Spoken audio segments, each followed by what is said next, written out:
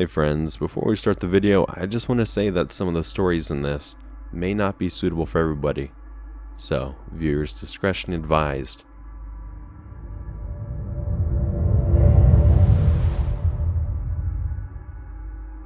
So, I'm a 23-year-old female. I live in a townhouse with my 2 children, 2 and 6 months old. My fiance did live with us up until 2 weeks ago, when I caught him trying to fuck other women and made him move out. That's important to the story. I'm a stay-at-home mom, and when he did live with us, my ex worked evenings. Sorry for the long post. Let me set the scene. We live in a tiny town in North Pennsylvania. My line of townhouses sits in the front of a big field that runs to a line of woods. As far as I'm aware, these woods stretch for at least a few miles, and I'm not aware of any houses in there or any roads that lead through them. My living room has 3 windows that look to the field, and my bedroom on the 2nd floor only has 1 window that faces that way as well. People do tend to walk their dogs back in the field, and kids sometimes play back there, but I rarely ever see anyone close to my house. For that reason, I tend to leave my blinds and curtains open, because I guess I just enjoy the view. So in July of 2019, I was laying in bed trying to fall asleep. All the lights were off, but I had my window and blinds open since it was so warm. I was looking out the window and I noticed the small red and white lights just outside. I got up and looked to realize that the lights were coming from a drone. I ran downstairs to where my fiance of at the time was sitting in the living room and ran to the window. I told him what I saw, but of course, when he went to look, it was gone. I was paranoid that the drone had a camera on it, and someone was watching me with it. I kept my blinds closed for a while after that. Fast forward to January of this year. I guess I, stupidly, got comfortable, and assumed that whoever it was flying the drone was a one-time creep. My blinds were open, and I just gotten out of the shower. I was sitting on my bed, pretty much naked, except for my underwear, scrolling on my phone when, out of the corner of my eye, I saw lights again, out of the dark window. It was that damn drone again. I ran out of the room and waited for a few minutes. I peeked back into my room, and it was gone. I quickly shut my blinds and got dressed. Honestly, I felt sick, and how stupid I was to leave my window open again, especially when I was practically naked. Now for the really disturbing part. My 2-year-old son and I were out in the field 2 weeks ago, 3 days after I kicked out my boyfriend playing ball. I had my 6-month-old strapped to me in a baby carrier. Probably about half an hour after we'd been out there, I heard the slight whirling noise coming towards us. I looked up and saw that damn drone flying towards us. I looked around and didn't see anyone. It stopped right over us. I freaked and grabbed my son and dragged him into the house, looking back at the tree line every so often as we went. I knew they had to be hiding in there. I went inside, closed the blinds, and called my mom and told her about the situation. She told me to just keep an eye out. I said I would. My son likes to line his toys up along the windows, so I figured it wouldn't hurt to open them up just an inch or so. A little while later, after we ate dinner, it was almost dark. I was feeding my 6-month-old son, and he was playing. He was standing over by the window, lining up his toys. He started saying, "Dada, Dada." I assumed he was just missing his father, and dismissed him by saying he was going to see him that weekend. He kept saying "Dada, Dada," though I looked up and saw him pointing to the window. Under the little gap that the blinds didn't cover, I froze. I remember that he called any man with facial hair Dada, because it reminds him of his father. But there was no way someone would be bold enough to actually come to my window, not when my neighbors are literally right there. Anyone could see them. But there aren't any lights back there, so unless someone actually stepped out of their house, I guess nobody would see them. Maybe it was my ex, but he should be at work at this time. I ran to the window and moved my son. I didn't want to lift the blinds, but honestly, I was sure that it had to be a person who had been creeping on me for the past year, and I wanted to see who it was. I pushed the blinds up and was looking at a man, who I definitely had never seen before, crouching in front of me. He was bald with a mustache and goatee. I have no idea how old he was. He could have been anywhere from 30 to 50. When he saw me, he smiled and stood up. I yelled and told him to fuck off, and that I was calling the cops. He just stood there, smiling at me like some freak. I was about to close the blinds again when he said something I couldn't hear. I told him to leave again, and he said, louder this time, "I just want to talk to you." I shook my head no, and yelled the same thing to him. He started slapping his hands on the window, yelling, "No! No! No!" over and over. I grabbed my phone, scared he was going to break in. I dialed 911. My kids were crying from the yelling, and I felt on the verge of tears.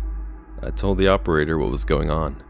The whole time I was on the phone, the man was pounding on my window, screaming now. He was yelling all kinds of nonsense, and I only caught some of it. He said he's been watching me for months. I'm beautiful. He wants me to come with him. He'll kill my children if I don't. The operator told me to go into an upstairs room and hide until the police arrive. My town doesn't have a police department, so we rely on the state police. She said it would be about 20 minutes, but to stay on the phone with her. The man was practically punching my window now, and was just screaming like a maniac. I was about to grab my kids and run upstairs when I heard someone else screaming. The man bolted. I looked out the window and saw my neighbor and his girlfriend. I opened the window and my neighbor said that he'd heard the man, so he ran around the building. He said when the guy heard him, he ran back to the woods and disappeared in the tree line. They said they also called the police. I thanked them 100 times. The police arrived 10 minutes later. They did a quick check around the building and the trees, but obviously didn't find anything. I've been super paranoid since then and stayed at my parents' a few nights after it happened. I don't know why that guy targeted me, or why he waited so long to do something. I'm just happy my neighbors were there to intervene, or who knows what would have happened. So to the creep who has been stalking me, and my family for the last year, I genuinely hope we never meet again.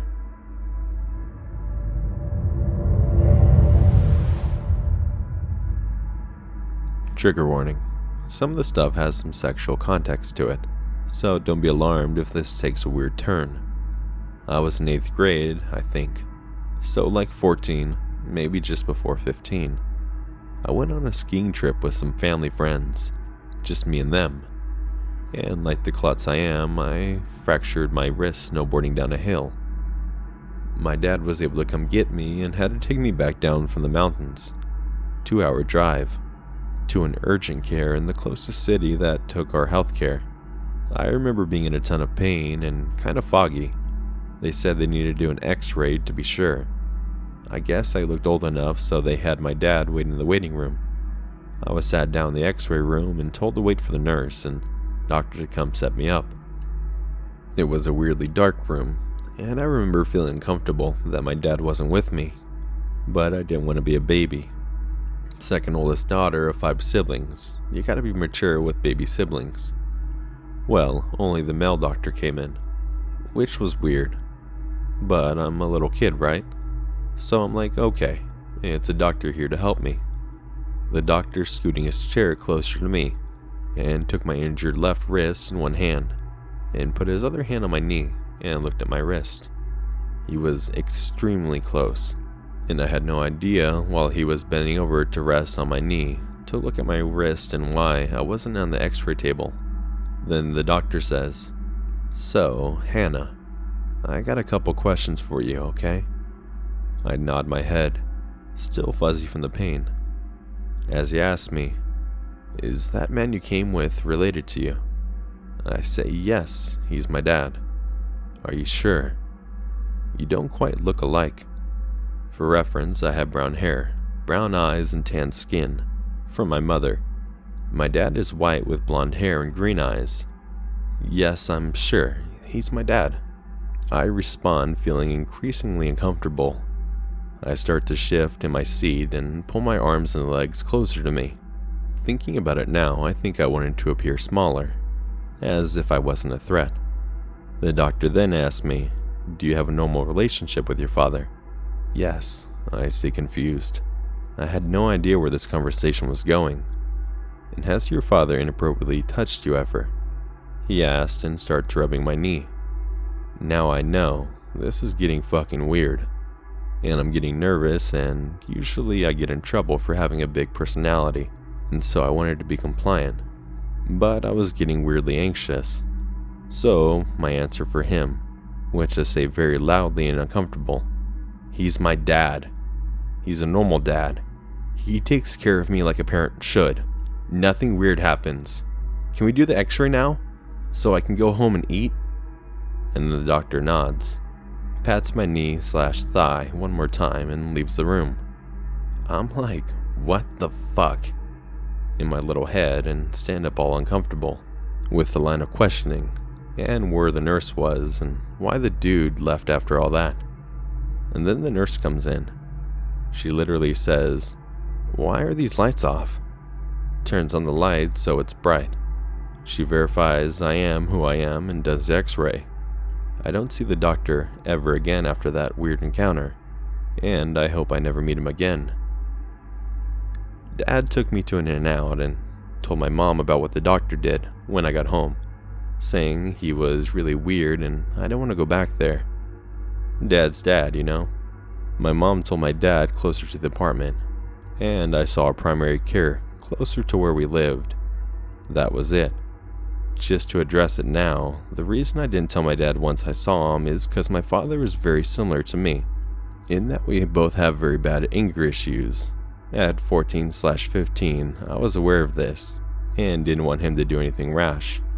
I didn't worry he would be mad at me more, and I was worried that he would kill the doctor for touching me inappropriately. I haven't been comfortable with male doctors ever since.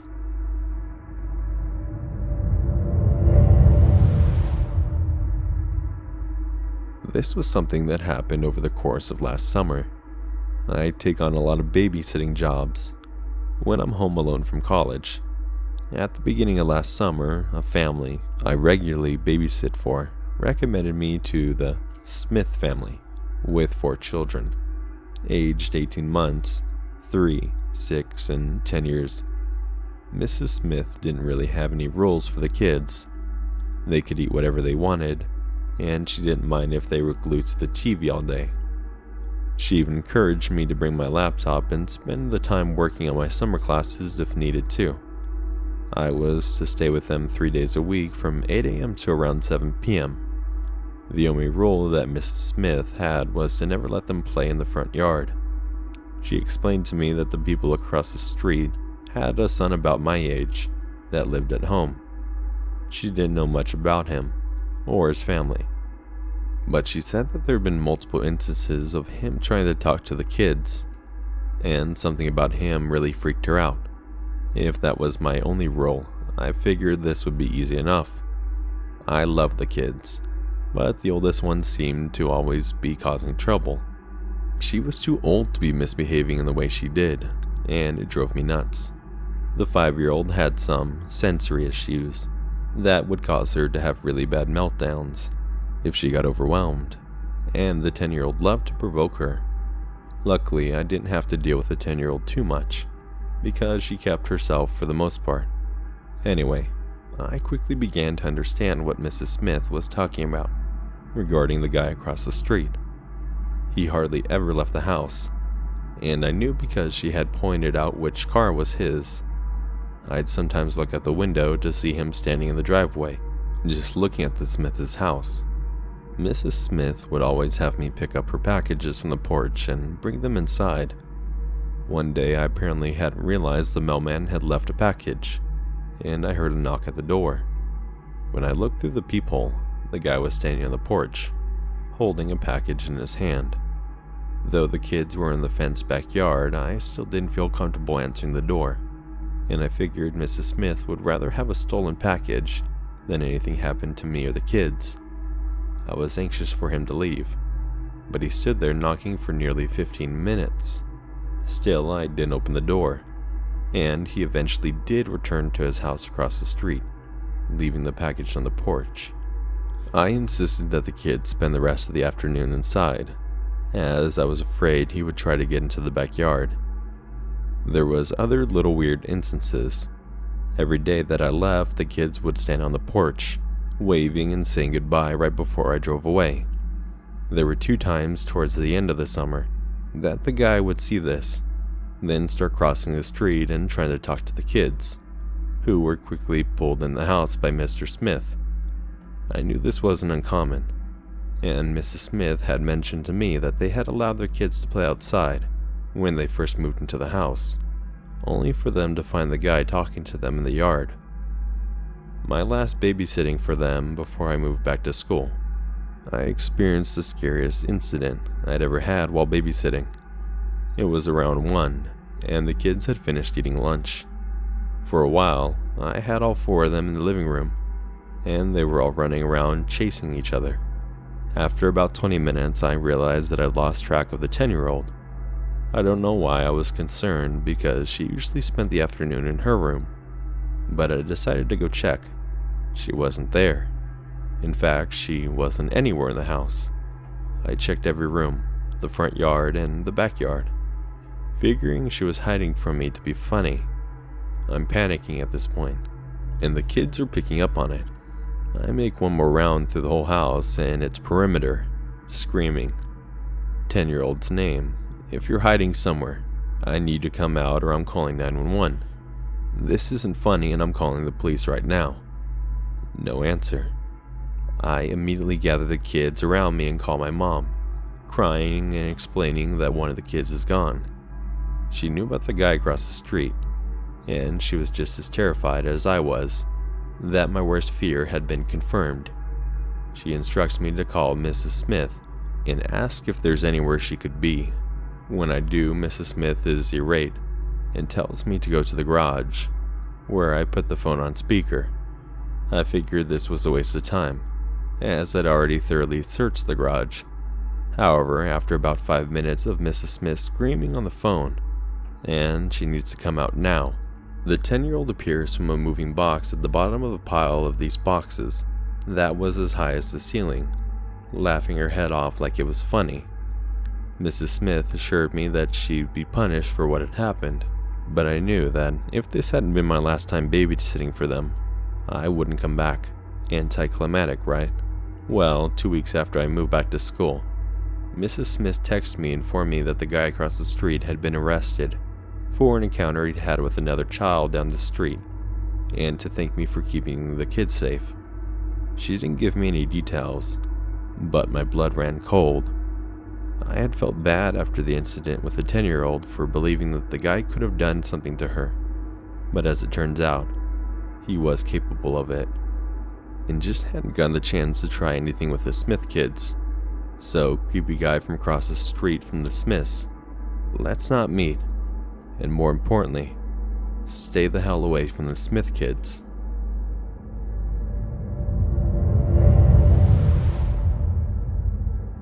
It was a typical Tuesday night. My girlfriend and I had just finished dinner, and we decided to treat ourselves to some frozen yogurt from the local place about 12 minutes away on foot. The sun was beginning to set as we made our stroll to the froyo joint, where we stopped at an intersection when we first saw him. He was about 6'2", wore a plaid jacket, and had the most uncomfortable gaze I'd ever seen. He just stared at my girlfriend, seemingly without blinking. Luckily, the light had changed and we were allowed to cross the street. We decided to slow our pace so the creepy dude could walk ahead of us, which he did, stumbling as he made his way across the intersection. I thought he might have been drunk or something, but I was to learn that he wasn't at all. By the time he made it across the intersection, we were trying to really avoid this guy, so we slowed our pace to almost a complete stop. To our horror, so did he. Not to think too much of it, we continued to walk past him. That's when the creepy guy turned into someone truly dangerous. He lunged at my girlfriend, grabbed her head, and attempted to knee her in the face. As I was right beside her, I managed to quickly push him off of her and punched him in the side of the head before he tried to run off. At this point, I was yelling at people to stop him, which one lady did. He turned around and yelled at me, saying, "Fuck you." When someone said that they were calling the cops, he decided to run away. I didn't bother to chase him. I was more concerned on how my girlfriend was holding up. He wasn't on drugs, he wasn't drunk. He was just someone I'd never want to meet again.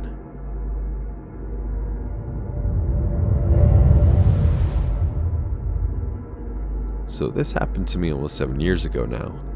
I should give some background info before getting into things. At the time this all happened, I was around 16 years old and had a friend I'll call Karen, who was dating a boy named John. At this point in time, Karen and John had been dating for maybe 6 months, and after going out with Karen and John on many occasions, they decided that they wanted to hook me up with John's friend. We'll call him Cameron. At this point in time, I had met Cameron in person once. He was nice, so I gave him my social media, and we chatted a couple of times. It's important to note he didn't have my number or know where I lived. Now it's time for the story. Fast forward to one night, maybe a week or two after I met Cameron. I'm laying in bed, it's around 2 or 3 in the morning. I get a call from an unknown number. Thinking, why in the hell is an unknown number calling me at this time of night? I decide to answer it and see who it is. So I answer the phone and say hi, and the man responds saying hi back. Since I didn't recognize the voice on the other end, I ask the person who they are. Instead of giving me an answer to this question, the man on the line tells me to look outside my window. Thinking this is probably a prank, I can tell the man to F off and hang up on the phone. Once I did this, the number calls back again. Didn't answer it. The person then proceeds to call me another 4 times until I finally answer the phone, which again I ask who the heck is calling.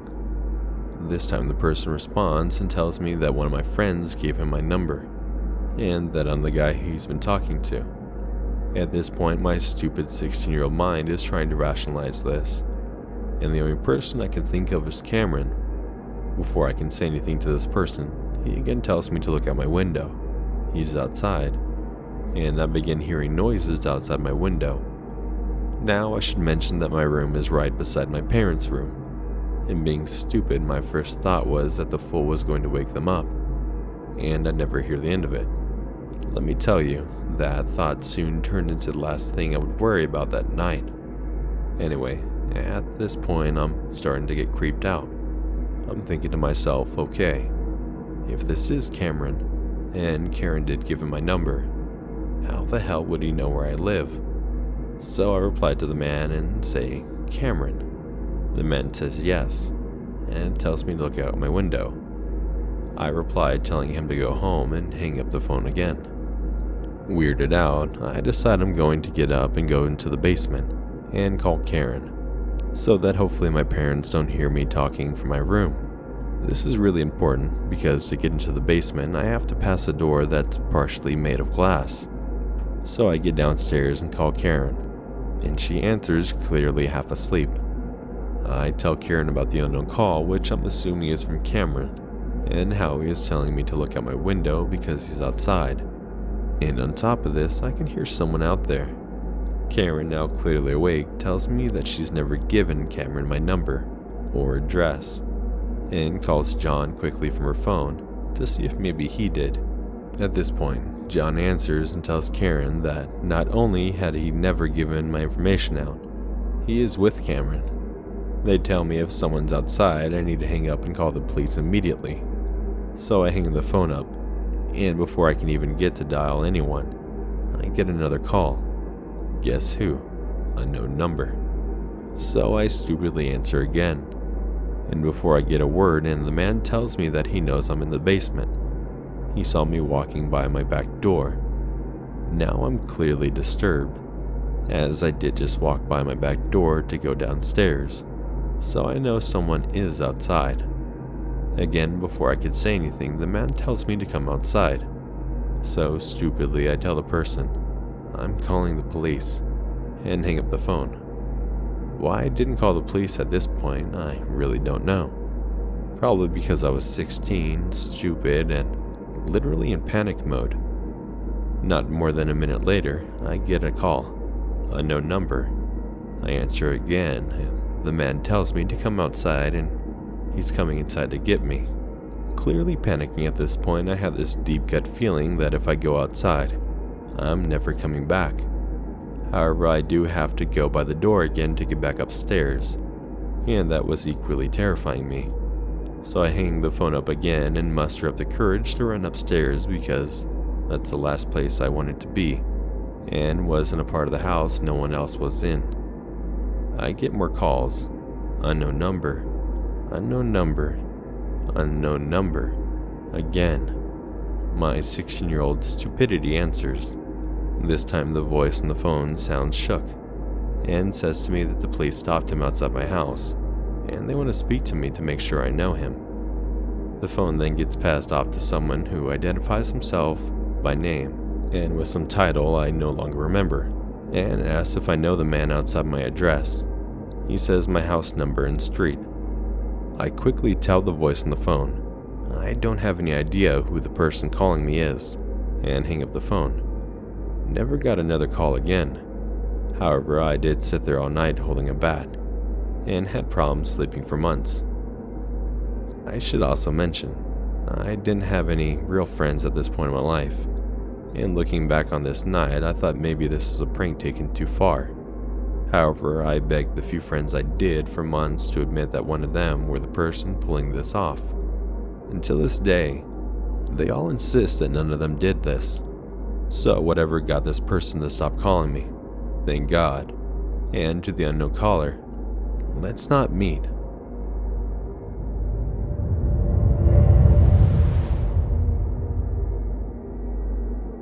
So my parents had recently split, and my brother's mother and I were living in a trailer park in East San Diego. The way the double wides were situated, everyone had sort of a mini garden in front of their plot, only about 4 by 3 feet, roughly the size of the inside of a standard closet, if I remember correctly. We had a basketball hoop situated in ours, and I would play basketball in the streets constantly at that time. I remember the first incident like some sort of fever dream. I shot a basket and missed, and it rolled into my neighbor's mini garden plot. Not a big distance, since all that separated them was one carport. I run over to fetch it. I would also like to add she wasn't growing anything, it was just a square of dirt. And I see a flash above my head, and I shit you not, I see this old lady's face pressed against her window, directly above me, taking a Polaroid of me. I freaked out and told my mom, but she didn't believe me. Why would a 70-plus-year-old woman next door do that? I ceased playing basketball, and a couple days go by and nothing happens. Then one day I come home from school, and old lady has put camcorders in all of her windows facing our trailer, and had left her side door open with a camcorder on a stool, just watching us. My mom immediately called the police, but the cop informed us that it was totally legal, since it was kind of like security cameras, and recommended we hang up sheets on our side of the carport to block her view. My, at the time, 16-year-old brother invited over all of his friends to hang out in the carport and be obnoxious, moon the camera, flip it off, and play loud music, anything to piss her off really. Also, always wondered how she could afford all these cameras. This wasn't a nice trailer park, and she had at least $1,000 worth of gear watching us. Anyway, things go on like this for a while, until one night, my brother's out and my mom is a couple of trailers away hanging with friends. It was a pretty tight-knit community, and they would always come check on everyone every hour or so. And I was in the living room watching High School Musical, as one does in 2008, when I hear a weird sort of under-the-breath shout, then a bang on the door. I go over and answer it. It was the crazy old woman. I instantly slam the door shut and stand in shock as she starts screaming, saying we stole her trash cans. It wasn't even trash night. She then tries to force her way inside, and I'm holding the door shut as I call my mom. She rushes over and forcefully removes the old lady from the door, and calls the police. My dad picked me up soon after and stayed the night there. Apparently, after all, the old lady's husband came over and apologized, and told my mom she had been suffering from a lot of mental struggles in her old age, and he couldn't stop her with the camcorders, but didn't think she would take it further. He was very nice, and we obviously didn't press any charges. Looking back on it, I know she was struggling, and sure, she was a nice enough lady, but she really fucked me up, and probably cost me my NBA career. So old lady, I hope things got better for you, but let's never meet again.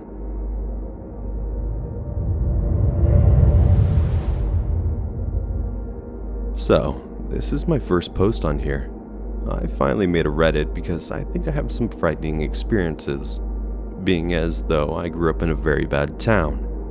What they wanted while the counter assistant was busy helping other customers, and actually drawing up their customer ideas. Well, it was late night at the shop. Dad decided to stay open late since the bar next door was celebrating some kind of anniversary party, or something like that. I went out to have a smoke even though I wasn't 18. I blended in well since I had just walked out of the tattoo shop. Well, I'm enjoying the ciggy and scrolling through a couple messages from friends when I hear an odd crackling older man's voice say, "You got an extra one of those?" I looked up and expecting it to be one of the guys from the shop, just being funny and trying to creep me out. I was wrong.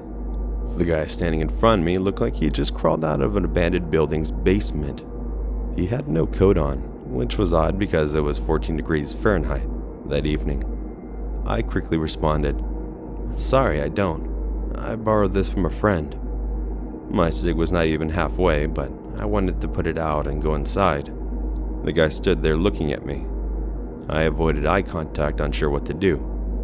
There were people standing on the corner outside the bar, but I didn't really want to panic and make a scene.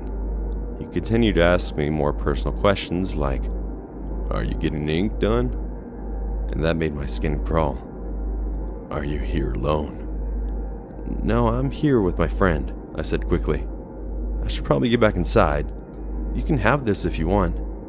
I handed him the cig and he immediately put it in his mouth and took such a long drag that the cig was almost done.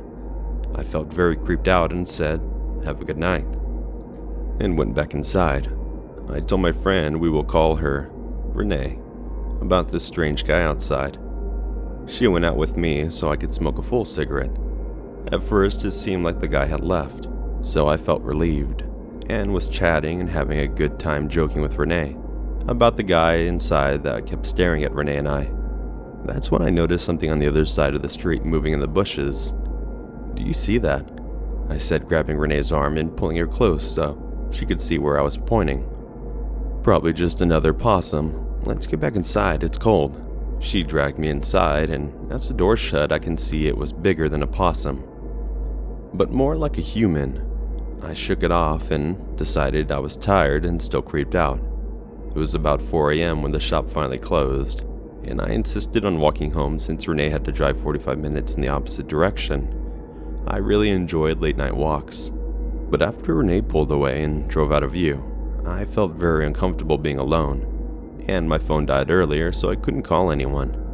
Why I didn't charge it, I would never understand. My house was only about 5 blocks from the shop, so it would only take me 15 minutes to get there, 12 if I walked fast enough.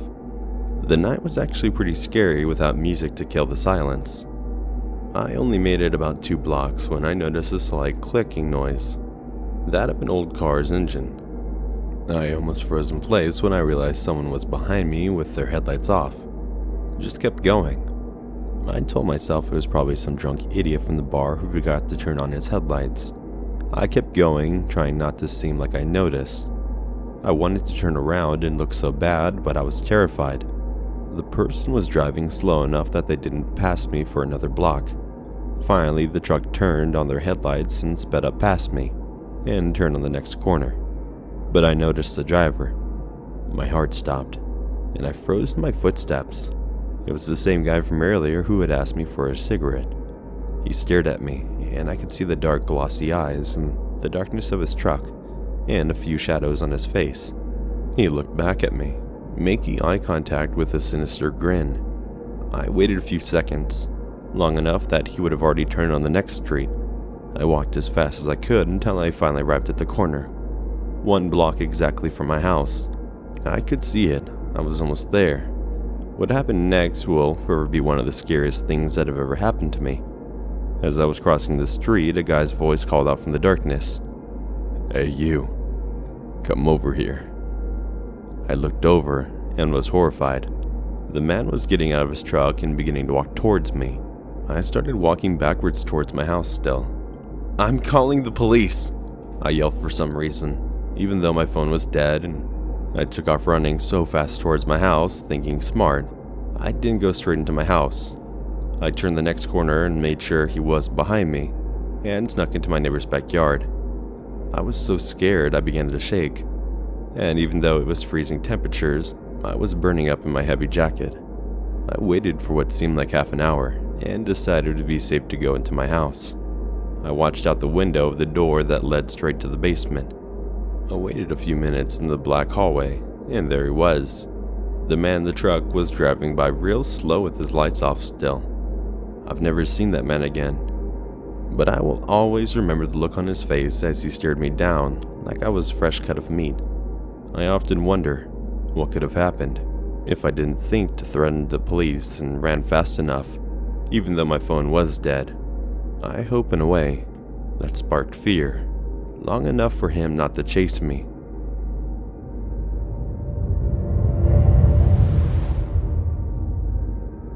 Okay, so this happened earlier tonight, and I know it's not very extreme, but I'm quite freaked out, and I really just want to get this out of my system. So, here we go. So I'm a fairly small human with a large dog. I'm about 5'1", female, and pretty skinny. And my dog is Akita, about 100 pounds, and probably stronger than me if she ever actually tried. We go for walks twice a day, every day, for about 3 miles each, and one of these is at night. We live in the middle of a metropolitan area, so there's lots of hotels, stores, and restaurants all over the place. There is always people out and about. I've never felt unsafe walking around our area with my large dog, especially since with all these businesses comes regular patrolling police cars and several private security agencies all around. We lived here for nearly 3 years, walking every day and night without a single problem. On to tonight. We left for our normal walk, and while the streets are far less crowded, there are still some people out. We were about a mile from our apartment building when I walked past a man standing next to a convenience store in a dark gray hoodie. A lot of the homeless population around here sit outside of the convenience store regularly, so I don't initially think anything of it. We stepped to the edge of the sidewalk so that we could be about 6 feet away, intended to just walk past, but the man started to follow us and talk to me. He asked me about my dog at first. This is very common for us because she's not a well-known breed, and she is beautiful, if somewhat intimidating animal.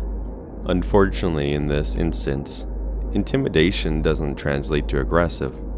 Never thought I would complain that my aggressive-looking dog is really just a giant teddy bear, but here we are.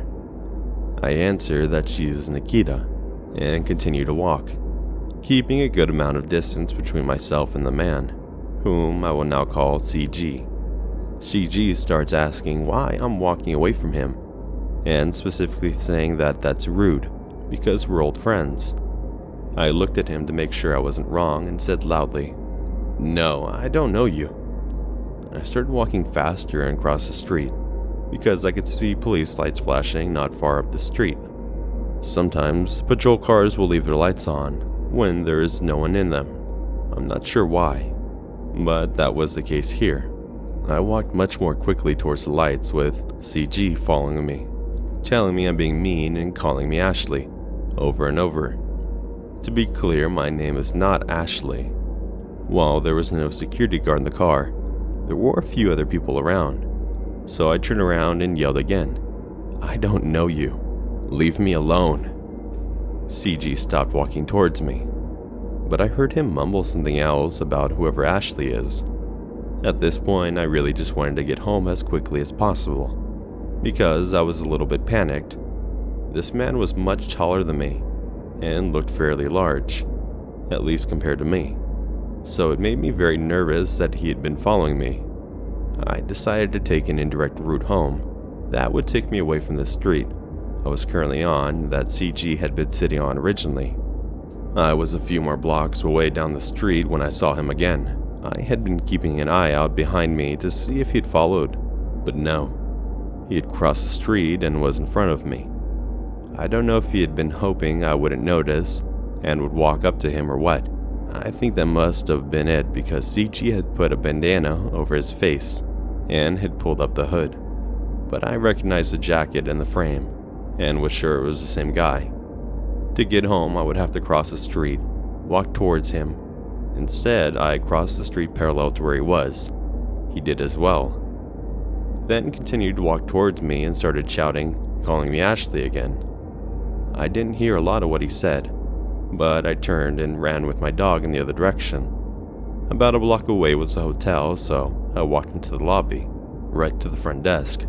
The front desk worker could tell something was wrong because I was clearly just trying not to cry. I apologized for bringing my dog in, but said someone had been following me, and I wanted to know if I could wait here and call the police. The worker was very kind and walked to the glass door and asked which man it was. I couldn't see him anymore, in the direction from which I'd come, so for a moment I thought CG had left. But no, he was at the other end of the parking entrance, hood down now, but standing against the wall, as if he was ready just to wait. The worker said I could wait as long as I needed, and he called the police from the hotel phone. I think they had a non-emergency light written down, and since he hadn't technically done anything but yell and follow me around for a while, I agreed that the non-emergency line was probably the right choice. A cruiser showed up fairly soon though, and I pointed out CG to the cops, who was still waiting there against the wall. Technically, I couldn't prove he'd done anything illegal, but the cops went and told him that he needed to leave the property, as he was trespassing. They waited for him to leave, and then gave me and my dog a ride back to my apartment building to make sure he didn't continue to follow us and find out where we live. I don't know who CG was or who Ashley is, but let's not meet, and I hope Ashley doesn't meet him either.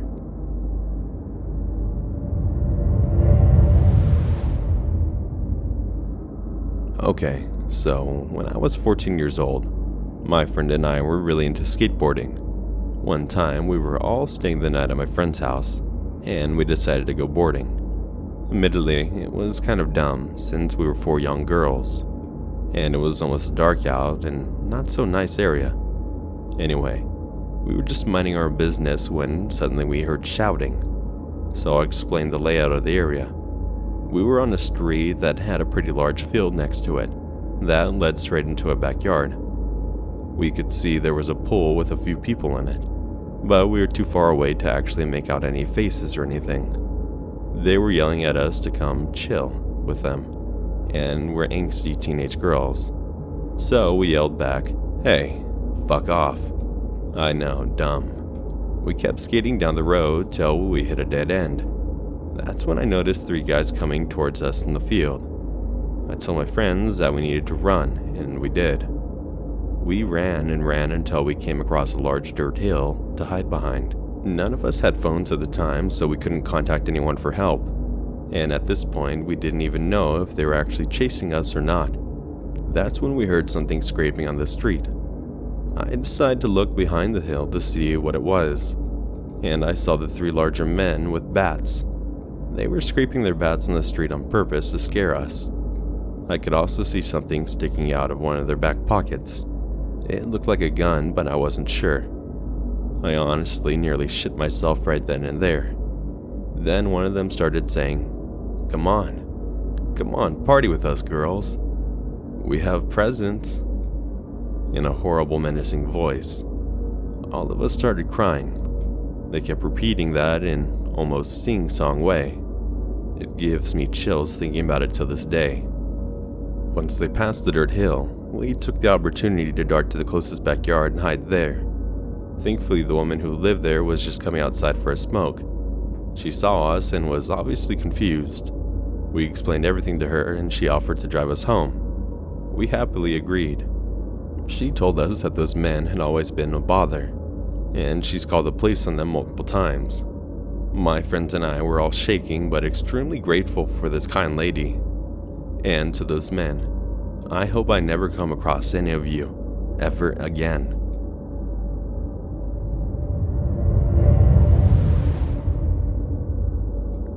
For some background, I live in the UK and go to school with a uniform.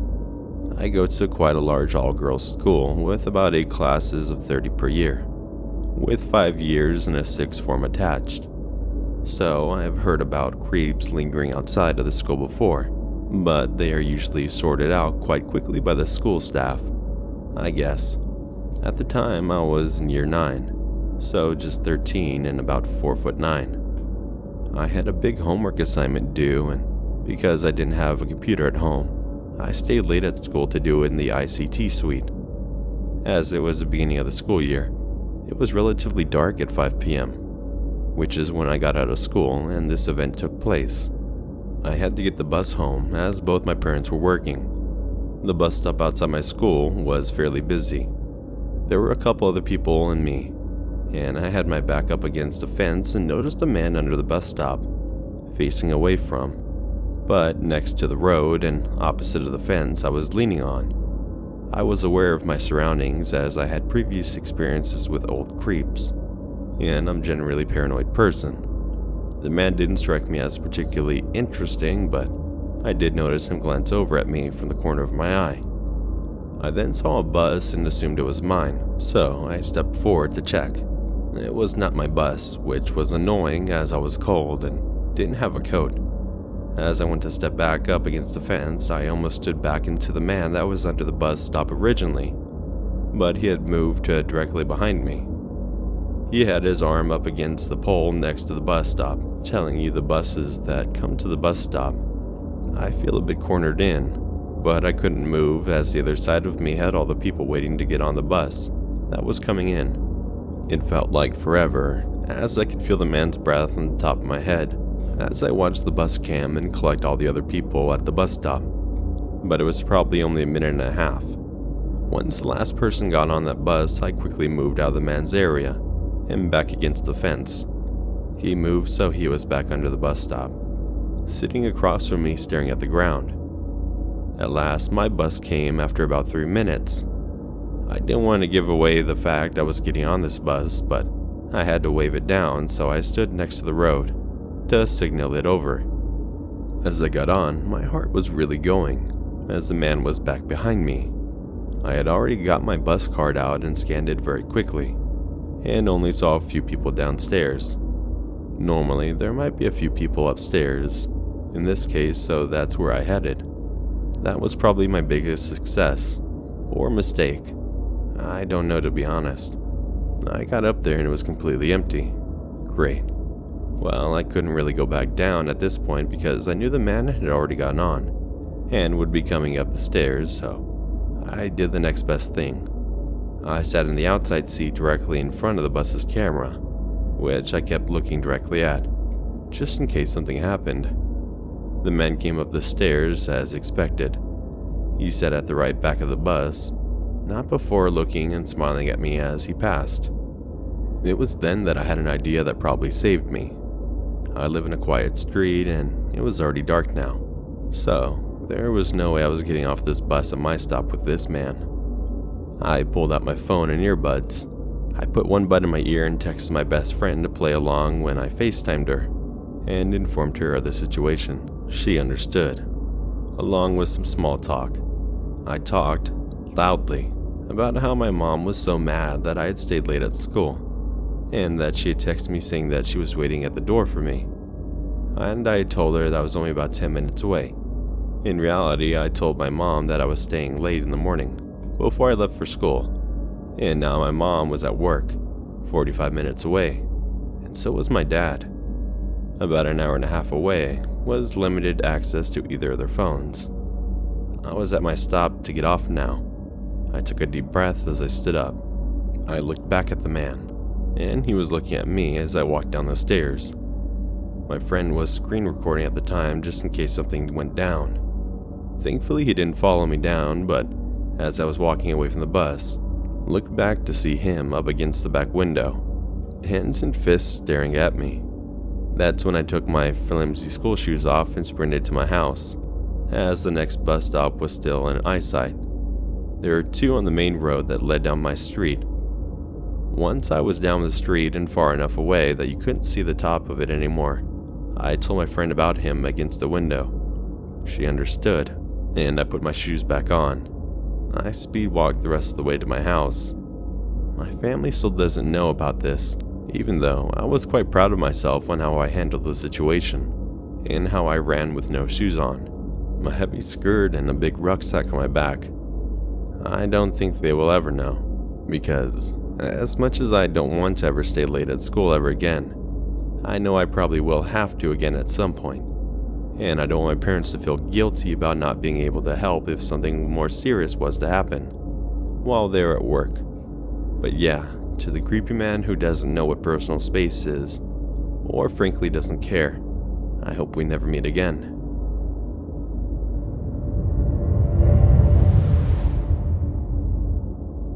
I was about 14 when my church youth director told me about the new kid who was trans, like me.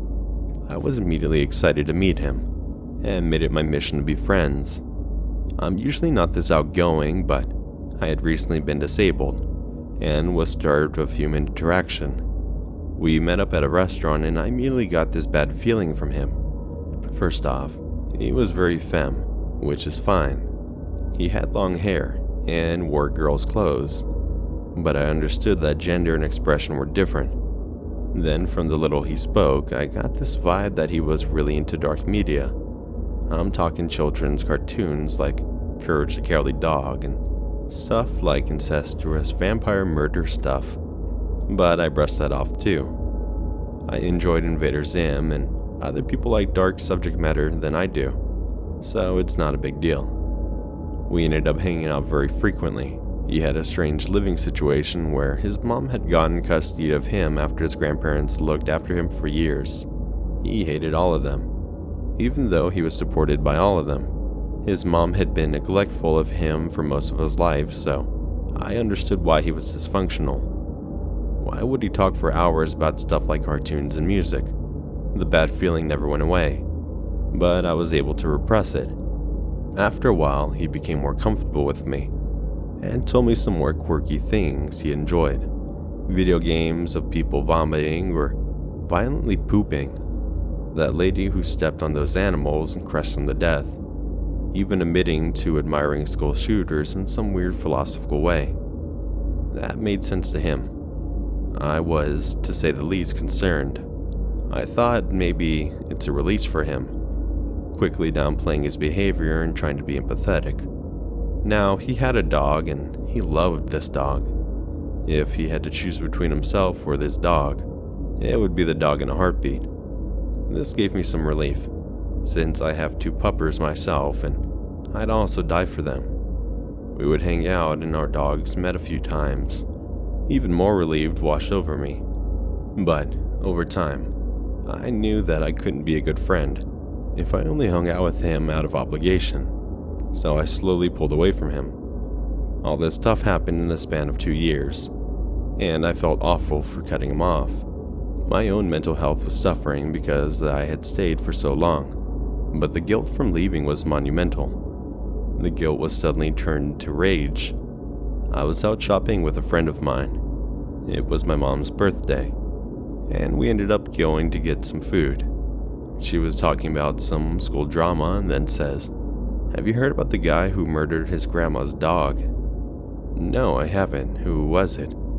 "Oh, just some trans guy from my school. It was really weird. I knew that my ex-friend was going to my friend's school. He was held back a lot, and my friend had talked about how this kid was older than her, but he was at least a grade below her.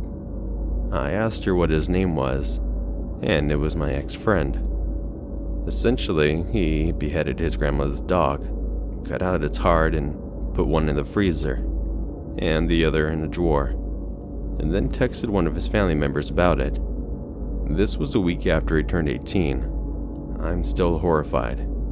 He had been around my family, my dogs, slept in my bed, and had been super close with me. What's worse is that the videos of him in court show how little he cared about what he did.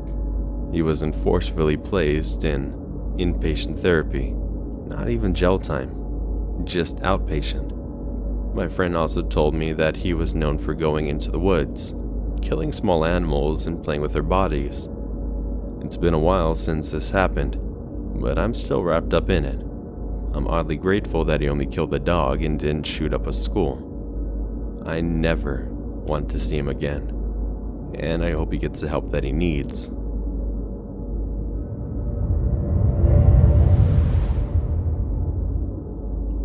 Okay, so this happened like 5 to 10 years ago. Memory is a little hazy, but I remember it rather clearly. For context, I was maybe 20 to 23-year-old male, and this was around 10 to 11 p.m. at night. Story time. So I was driving to my ex's house. We had a good friendship. Was a good breakup. She broke up with me, but not important to the story. Well, I noticed an odd sound from my car and thought it was a flat possibly. I went to the gas station that was on the way. This was a place I went to often to fill up, maybe buy a drink. So I pull in and start looking around. Sure enough, I had a flat tire. I start to take it off, and after fumbling with my tools, the car drives up right behind me, which I thought was odd, but whatever. I'm having a hard time getting the flat tire off, and he gets out and walks up close to me. I don't remember how he greeted me, but he wanted some money. He asked me if I could give him some. My heart races a bit. Luckily, the gas station has people around it, so I feel fairly safe if he were to threaten me. I reply, "No, I don't carry cash," which was a lie, but figured that ended. There's a woman in his car that looks sketchy. I don't know if she was a junkie or something, but something didn't seem right. Red flag number 1. He then says if I could just take a ride around the block. I said no, I'm just trying to fix my tire here. I started getting nervous. I can't remember how the conversation went, but he kept saying, "Let's just take a drive around the block." Images in my head flashed of them robbing me and possibly murdering me. Finally, he says, "Hey, have you ever had your dick sucked?" I mean really sucked. I don't know how to reply. I think I finally said, "I'm okay. Thanks, I want to change my tire." He finally relented after seeing I wasn't going to do what he wanted, and started asking for money from someone else. Hey, got change for a brother? Funny enough, he actually helped me change my tire, for some weird reason. As soon as he did, he drove away, and I bolted to my ex's. I kept looking around to see if he was following me, which thankfully he didn't.